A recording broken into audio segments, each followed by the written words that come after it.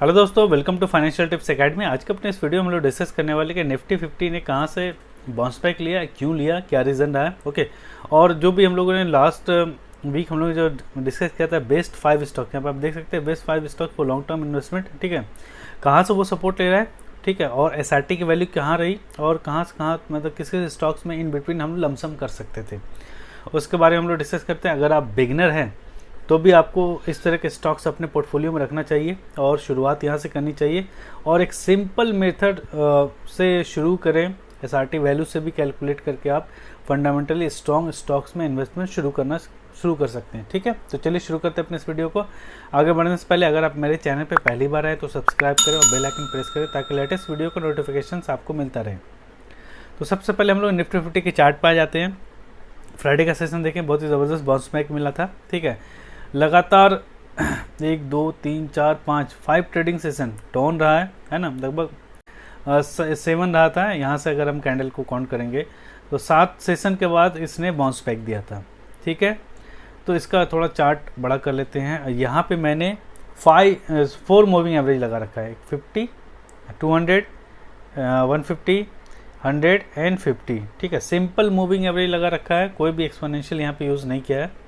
तो इसका अगर हम चार्ट देखेंगे, ठीक है, डेली टाइम फ्रेम पे, तो निफ्टी 50 का अगर आप चार्ट देखेंगे तो ये कहाँ पे इवन अपना 50 को 200 मूविंग एवरेज को भी तोड़ करके ये कहाँ पे सपोर्ट ले रहा था, ये लो वाला हो गया 150 के आसपास ये सपोर्ट ले रहा था। ठीक है, 150 पे सपोर्ट लेके ये बाउंस बैक करके फिर से 200 मूविंग एवरेज को तोड़ के ऊपर आ चुका है।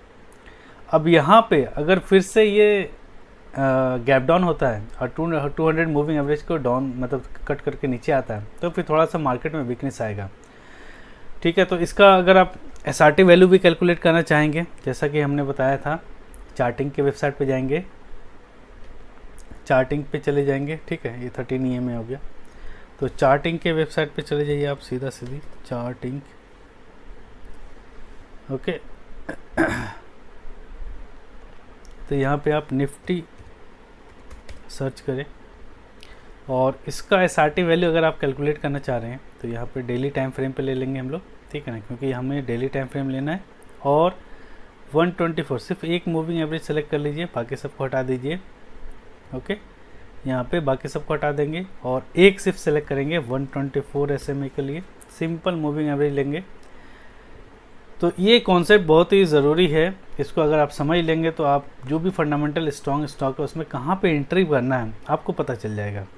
ठीक है, तो यहाँ पे देखें अभी ये 124 मूविंग एवरेज से थोड़ा ऊपर चल रहा है, मतलब कि 124 के ऊपर चल रहा है। तो यहाँ पे आप देखें 124 सिंपल मूविंग एवरेज कितना है, 16817, और अभी जो क्लोजिंग हुई थी 17,094 पे क्लोजिंग हुई थी, तो एक से अभी एबव है। निफ्टी 50 का अगर हम देखेंगे तो 1 से एबव है।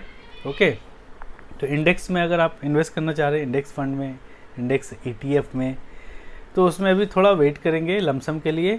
ठीक है, या फिर ये एक से नीचे जाएगा तो वहाँ पे आप लमसम कर सकते हैं। ठीक है ना, और 0.9 जो वैल्यू बताया था, 0.7 वैल्यू जो बताया था, उस पर क्या क्या आपको लमसम मेथड करना है उसके बारे में हम लोग एसआरटी वैल्यू में कैलकुलेट कर चुके हैं। ठीक है, तो अभी यहाँ पे हम कुछ स्टॉक्स का देख लेते हैं, जैसे फॉर एग्ज़ाम्पल आप यहाँ पे देख लें। सबसे पहला हम लोग रिलायंस का देख लेते हैं, रिलायंस इंडस्ट्रीज़।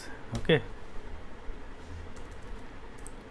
रिलायंस इंडस्ट्रीज़ का अगर आप चार्ट ओपन करेंगे तो इसने यहाँ पे देखिए अच्छा खासा यहाँ पे करेक्शन आया था। ठीक है, इसका एसआरटी वैल्यू अगर आप कैलकुलेट करेंगे तो यहाँ पे कैलकुलेटर ने खोल लेते हैं। ओके,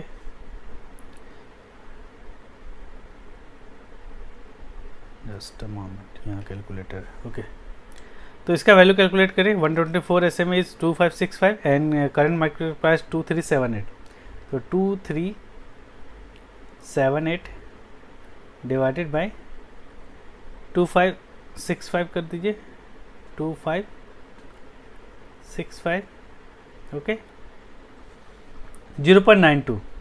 हालांकि थर्सडे में इसमें गिरावट आया था, 0.90 के आसपास आ गया था। ठीक है, तो थर्सडे या फ्राइडे मॉर्निंग को आप यहाँ पे पोजीशन बना सकते थे, हालांकि अभी भी बना सकते हैं। तो रिलायंस इंडस्ट्रीज ज़्यादातर 0.9 के आसपास बहुत कम जाता है, और अगर मार्केट में ज़्यादा करेक्शन आ गया तो उस बीच यहाँ पे मतलब कि 0.9 का जो मेथड मैंने बताया था, SRT वैल्यू जब 0.9 या उसके आसपास जाए तो आप यहाँ पे अगर लमसम इन्वेस्टमेंट करना चाह रहे किस पर्टिकुलर ब्लू चिप स्टॉक्स में, तो यहाँ पे अपने पोजीशन का मतलब इस स्टॉक में आपको 1 लाख लगाना है, तो यहाँ पे 30,000 आपको लगा देना है। ठीक है, पहला रूल ये कहता है। उसके बाद जैसे ये 0.8 के आसपास चला जाएगा, ठीक है ना, ये वैल्यू अगर 0.8 आ जाएगा तो फिर हमसे मतलब 1 लाख अगर इसमें इन्वेस्ट करना तो 30,000 और इसमें लमसम इन्वेस्ट कर देंगे इस पर्टिकुलर स्टॉक में। ओके, उसके बाद फिर जब 0.7 या उससे नीचे आ जाएगा, ठीक है, तो तीसरे टाइम जो लमसम करेंगे लगभग 40,000 उस टाइम हम लोग लमसम करेंगे जब मार्केट में बहुत ज़्यादा करेक्शन आ चुका हो, मतलब जैसे कि 2020 या 2008 के आसपास आया था, 0.65 के आसपास इसका वैल्यू आ गया था, मतलब 0.7 से नीचे आ गया था। तो ये बहुत इंपॉर्टेंट कंसेप्ट है कि कब आपको लमसम करना किसी पर्टिकुलर स्टॉक में। ओके, देन इसके बाद सेकेंड स्टॉक की बात करें, दैट इज़ पॉलीकैब। तो पॉलीकैब की बात करेंगे तो पॉलीकैब का आई थिंक अभी ये एबव चल रहा है SRT वैल्यू, है ना, इसका 124 SMA के ऊपर अभी चल रहा है, तो अभी ये 1 से एबव चल रहा है। जब ये नीचे आ जाएगा तो हम लोग देखेंगे लमसम के बारे में।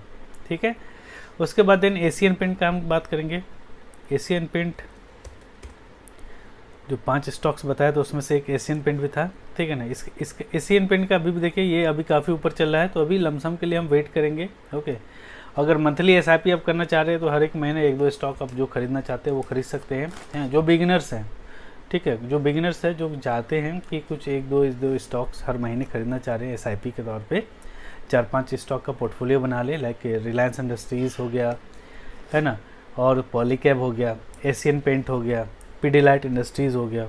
ये बहुत ही फंडामेंटली स्ट्रॉन्ग स्टॉक है, ये आपको कभी भी धोखा नहीं देगा स्टॉक। ठीक है, अगर लॉन्ग टर्म इन्वेस्टमेंट आप करना चाह रहे हैं तो ये सब ऐसे स्टॉक्स है जो कि आपको धोखा नहीं देगा। ठीक है, तो इसमें भी मंथली SIP करना चाहते हैं, 1-2 स्टॉक खरीदते रहे अपने पोर्टफोलियो में, और लमसम कब करना है उसका भी मेथड मैं बता चुका हूँ। SRT वैल्यू जब 0.9 के आसपास आ जाए, तो अगर आप 1 लाख किसी पर्टिकुलर स्टॉक में लगाना चाह रहे हैं तो उस टाइम आपके अपने वैल्यू का मतलब उस पर्टिकुलर स्टॉक के वैल्यू का 30% उस हम लमसम करेंगे। जब 0.8 के आसपास जाएगा फिर 30% करेंगे, 0.7 या उसके आसपास जाएगा तो वहाँ पे हम 40% लमसम इन्वेस्टमेंट करेंगे। ठीक है, फिर देन रिलैक्सो की बात करें, रिलैक्सो फुटवेयर की बात करेंगे, तो यहाँ पे रिलैक्सो फुटवेयर की बात करें, ये अभी यहाँ से थोड़ा नीचे आ गया है। ठीक है ना, तो SRT वैल्यू लगभग इसका वैल्यू अगर आप कैलकुलेट करेंगे, देख लीजिए कैलकुलेट करके, कैलकुलेटर भी यहाँ पे ही होगा,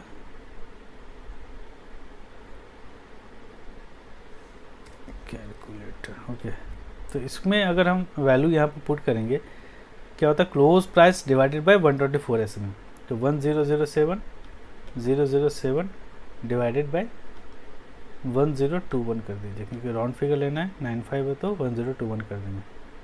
तो इसका वैल्यू अगर कैलकुलेट करें 0.98, मतलब 1 से नीचे आ गया है। ठीक है, तो अभी SIP करना चाहते हैं तो आप थोड़ा थोड़ा अमाउंट इसमें खरीद सकते हैं। ठीक है, बाकी जब ये नीचे जाएगा 0.9 के आसपास जाएगा तो हम यहाँ पे लमसम करेंगे, जैसे यहाँ पे गया था। ठीक है, तो इस तरीके अब देखिए ये जो 5 स्टॉक्स मैंने रिकमेंड किया था उसमें कैसे कैसे लमसम करना वो भी बता दिया था, और निफ्टी 50 कहाँ से कहाँ सपोर्ट ले रहा है। ओके, और कब हमें किसी पर्टिकुलर इंडेक्स फंड में या फिर इंडेक्स म्यूचुअल फंड में अगर इन्वेस्ट करना है तो आप यहाँ पे देख सकते हैं जाकर के कि इसमें कब आपको लमसम करना है। ठीक है, बाकी जो म्यूचुअल फंड का जो मेथड मैंने बता रखा है कब आप लमसम करेंगे, मार्केट लगातार जब 5 डेज़ या 6 डेज 7 डेज़ गिरे तो 3 टाइम्स ऑफ SIP या 5 टाइम्स ऑफ SIP, जो अलग मेथड मैंने बता रखा है वो म्यूचुअल फंड के लिए पर्टिकुलर, तो वो उसके लिए अलग मेथड है, उसके लिए मैं टेलीग्राम ग्रुप पे भी बताता रहता हूँ। ठीक है, और उसमें जाकर के आप देख सकते हैं, टेलीग्राम ग्रुप आप ज्वाइन कर सकते हैं, नीचे डिस्क्रिप्शन में लिंक मिल जाएगा, वहाँ पे आप जाके ज्वाइन कर सकते हैं। ठीक है, जो बिगिनर्स है, जो मार्केट में नए आए या फिर उनको स्टॉक सिलेक्शन बिल्कुल भी नहीं पता है, तो सबसे पहले आप फंडामेंटली स्ट्रॉन्ग स्टॉक्स खरीदें। ठीक है ना, ब्लू चिप स्टॉक्स खरीदें जिसके कि फंडामेंटल बहुत अच्छा हो, है ना। 10-15 स्टॉक्स से ज़्यादा आपके अपने पोर्टफोलियो में नहीं होना चाहिए। शुरू करें 4-5 स्टॉक से ही शुरुआत करें और अच्छे क्वालिटी स्टॉक्स खरीदें, सस्ते स्टॉक्स के चक्कर में नहीं पड़े, पेनी स्टॉक्स के चक्कर में नहीं पड़े। ठीक है ना, चाहे कोई कितना अच्छा रिकमेंडेशन दे दे, आप पेनी स्टॉक के चक्कर में नहीं पड़ेंगे। अगर आप बिगिनर्स हैं, आप मार्केट में शुरुआत करना चाह रहे हैं, तो बेस्ट है कि ये जो 5 स्टॉक्स मैंने अभी डिस्कस किया उस स्टॉक से अपना पोर्टफोलियो बनाना शुरू करें, ठीक है ना। आगे इसी तरीके से और भी अच्छा बेस्ट क्वालिटी के स्टॉक्स आपके लिए लेके आऊँगा, ठीक है। अब बाकी खुद भी एनालिसिस करें, है ना, और अपने फाइनेंशियल एडवाइस कर लें, उसके बाद ही यहाँ पे आप इन्वेस्ट कर सकते हैं। और ये टेक्निकल्स जो है इसको थोड़ा थोड़ा आपको सीखना है, फंडामेंटल तो सीखना ही है, साथ में टेक्निकल भी सीखना है कि कब आपको एंट्री करना है। ये बहुत इंपॉर्टेंट है कि आप कब एंट्री करते हैं और कब एग्जिट कर। आपने मान लिया बहुत अच्छा स्टॉक सेलेक्ट कर रखा है लेकिन आपका बाइंग प्राइस काफ़ी हाई है, ठीक है, मतलब 52 वीक हाई के आसपास आपने एंट्री किया, वहाँ से ये करेक्शन आ गया, तो उसको 52 वीक हाई को तोड़ने में अच्छा खासा फिर टाइम लग जाता है। तो हमें ये जानना होगा कि कब एंट्री करना, ये बहुत इम्पॉर्टेंट है, बहुत ही ज़रूरी है, बहुत इम्पॉर्टेंट है। ये नए लोग नहीं समझते हैं, हमेशा हाई वैल्यूएशन पे एंट्री कर लेते हैं और आफ्टर कुछ दिनों के बाद वो उस स्टॉक्स में करेक्शन आ जाता है, फिर वो परेशान होते रहते हैं और लॉस में, मतलब अपना पोर्टफोलियो को नेगेटिव में करके बैठे रहते हैं, ठीक है। तो हमें क्या करना है, सही एंट्री पॉइंट को ढूंढना है। और मार्केट अभी काफ़ी अच्छा खासा टाइम देगा आपको, और कभी भी मार्केट आपको ऐसा टाइम नहीं देगा कि हाँ मतलब कि अपॉर्चुनिटी आपने खो दिया, दोबारा नहीं मिलेगा। दोबारा अक्सर आपको अपॉर्चुनिटी मिलेगा, बस उस अपॉर्चुनिटी को आपको यूटिलाइज़ करना है, ठीक है। दूसरा चीज़ ये है, जैसे हम वीकली टाइम फ्रेम में देखेंगे इस चार्ट को, निफ्टी 50 को, ठीक है। तो ये कहाँ से कहाँ सपोर्ट ले रहा है, अगर मान लीजिए यहाँ पे हम लाइन ड्रॉ कर देते हैं,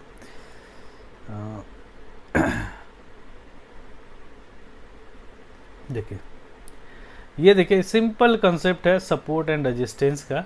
तो ये देखिए रेजिस्टेंस अभी बना रहा है, ओके।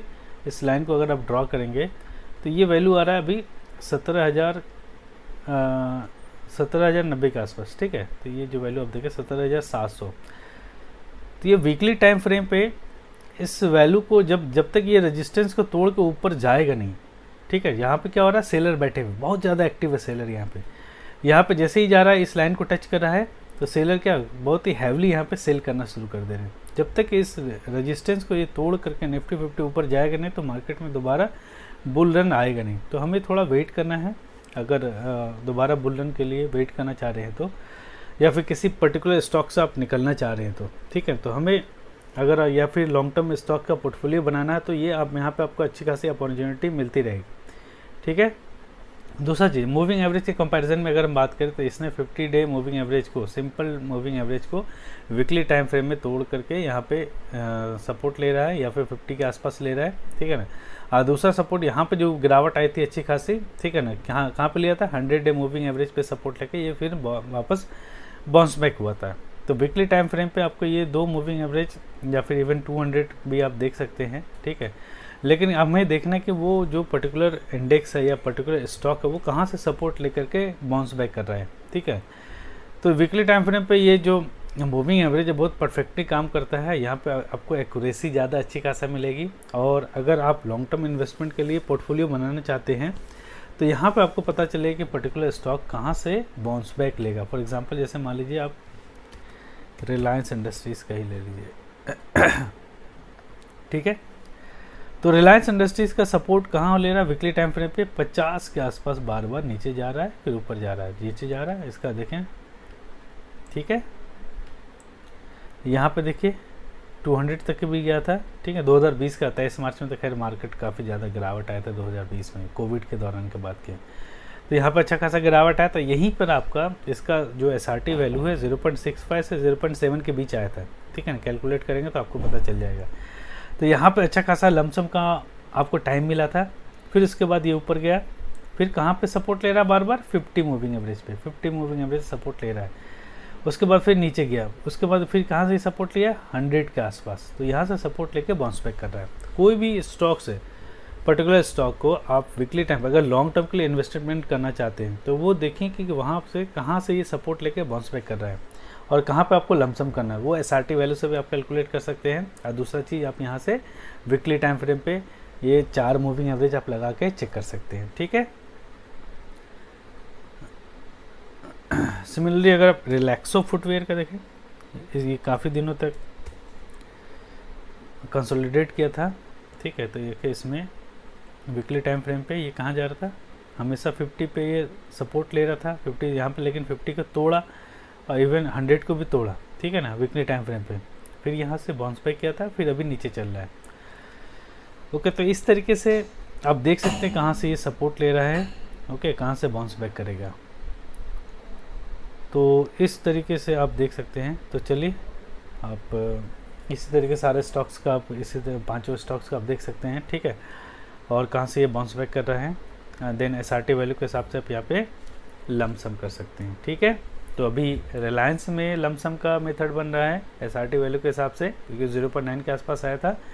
फर्दर गिरावट अगर आएगी और 0.9 या 0.9 के नीचे आएगा तो फिर आप वहाँ पे लमसम कर सकते हैं, ठीक है। तो चलिए आज के लिए इतना ही, मिलते हैं अपने नेक्स्ट वीडियो में। Thanks for watching financial tips. Video पसंद आए तो लाइक करें, सब्सक्राइब करें और ज़्यादा से ज़्यादा अपने दोस्तों के बीच शेयर करें।